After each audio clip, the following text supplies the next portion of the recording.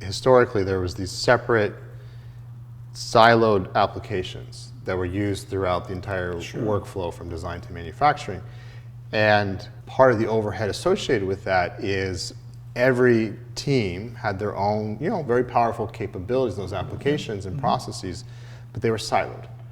And so the one thing that was consistent across all of them was a version of the CAD files or bill of materials, right, as the product matured from one team to the next. And so by definition, no one had guarantee that they had the latest copy. As soon as you move it from one team to the next, by definition, someone can make a revision and yet you now have an outdated copy. It was very difficult to manage that, to know if you had the latest copy or if there's been changes, to be aware of those changes. And so there's a lot of manual overhead associated with disseminating that information or just making people aware that there were new copies. And so that is one of the things that I'm very excited about for the shift in how data is managed is, again, leveraging from how the software industry works, where there is only one copy of the source code. And most commonly, it's stored in a cloud-hosted revision tool like GitHub or some of its competitors. And no one has their own disparate copy of the source code, right? They all access it from the same repository and manipulate or consume it or use it in different ways, but they're all referring to the same revision, or at least the tool manages and lets them know, hey, you have an outdated copy, and here's the changes you need to manage. So the software, i.e. GitHub, has taken over the responsibility of disseminating the revisions and making people aware of what's changed.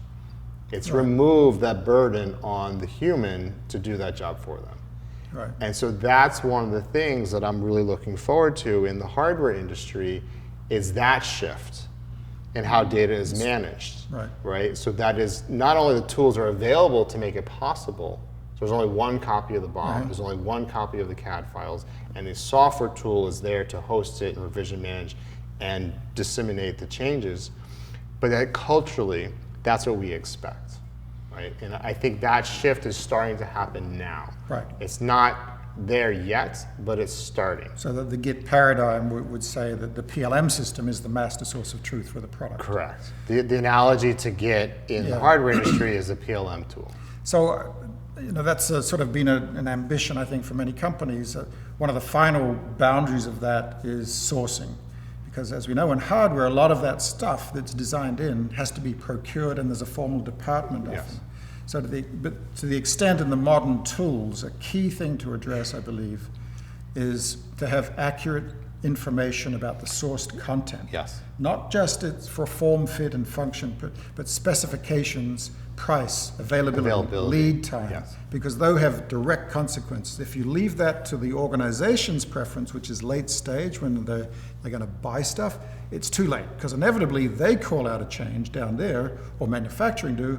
Then it's got to be a whole lot of churn and rework and pressure and time pressure, and mistakes get made, and the software doesn't catch up, and the firmware doesn't catch up with it. Or people cut corners because they still have to hit that deadline. They cut corners, they approximate it. And if they've got to get a quotation out the door, they approximate it. Well, it's very similar to the last one, but because of supply chain shortages, you can't buy it it's a 90-day lead time instead of a 9-day lead time. The cost has gone up. So software should be tracking that stuff, not people in catalogs. Correct. Well, furthermore, it's often two different teams. The design team and the procurement team, and they don't always have clear communication channels. Nor are they, or the procurement team doesn't get the designs until weeks later, or they start processing the supply chain, looking for sources until it's weeks later. And do they find out that a supply is not available anymore, it doesn't meet their pricing requirements or lead time requirements, they have to go back to the design team. And so one of the things that we're seeing is, it was there, the beginnings of it were happening before COVID, that the supply chain industry was starting to digitize their catalogs, digitize their resources to make it easier to find parts, availability, lead time, stock, what have you.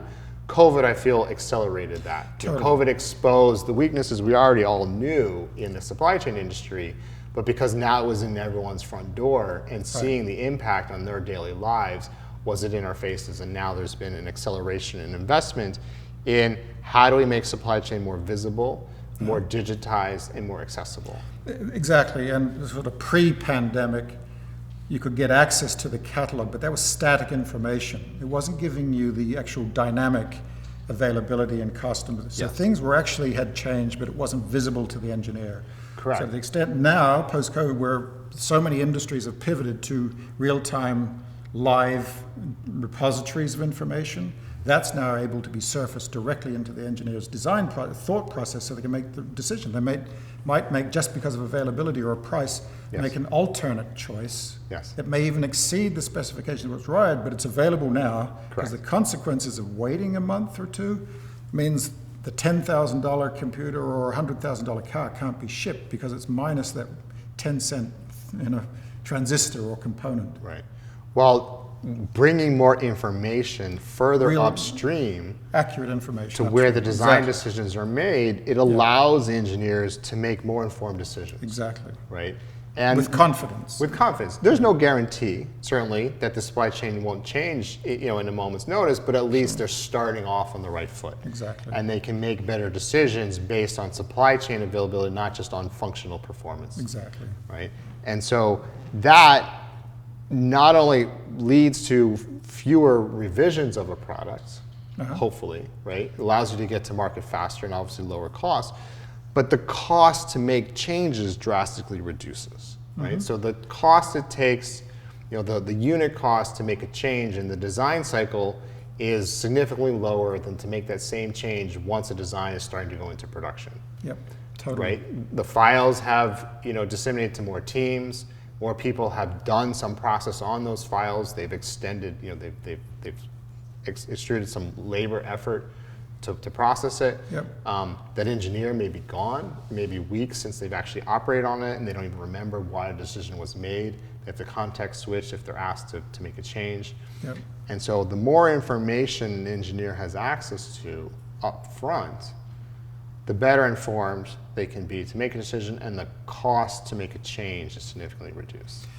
Totally, and that's the sort of the world of the engineer and a new design, but downstream, there's like 20 times the number of engineers that are knowledge workers, they're non-engineers, but they're in quality, they're in factory operations, they're making jigs and fixtures. So to the extent they traditionally haven't had access to PLM because it's so complicated, needs a big training course, you forget. The casual user was not a participant in all of that engineering development time. So they only got to know what to do. Their start was the end of engineering.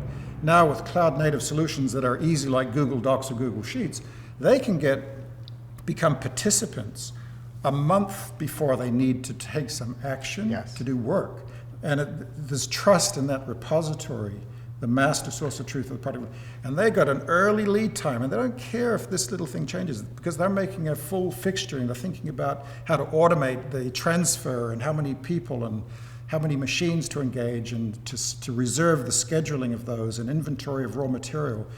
So it's great that these modern software solutions are so easy and intuitive to use, and all you need is a low-cost subscription, an email address, and bam, you've got access into the crown jewels of a new product line that's coming down the line soon. There's many benefits to having this inherent transparency that having cloud-native tools provides, right?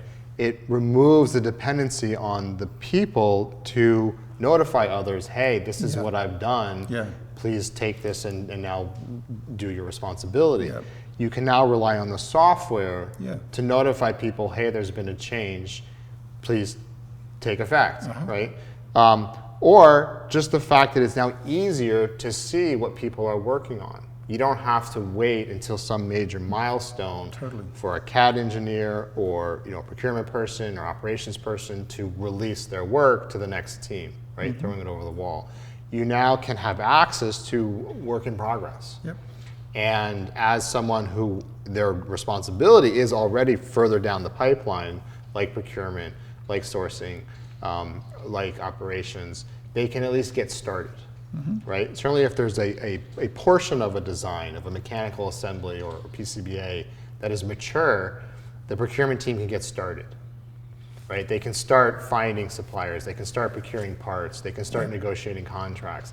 they can overlay their responsibilities with the engineers, condensing the total timeline to get to market. The other exciting thing is for larger enterprises making hardware. Think of some of the iconic big Bay Area companies, because what we've been discussing is sort of line of sight of one engineer making one product, or one engineering team making one product and going down. Bigger companies have got 20 different product teams. Think of the big iconic electronics companies and how many products they make.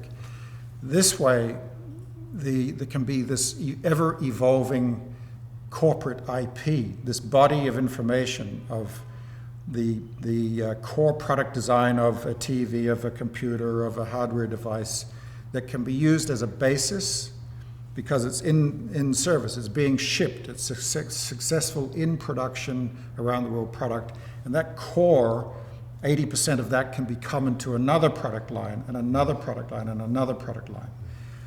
The consumer to the industrial to the military grade to the medical device or hospital, FDA regulated.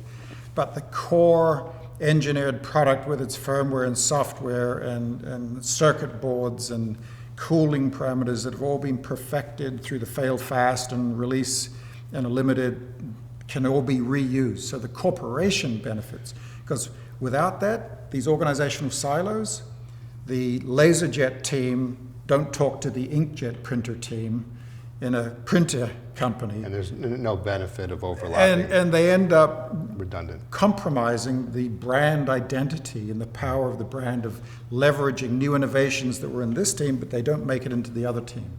And they reinvent the same problem. They make the same mistakes over and over.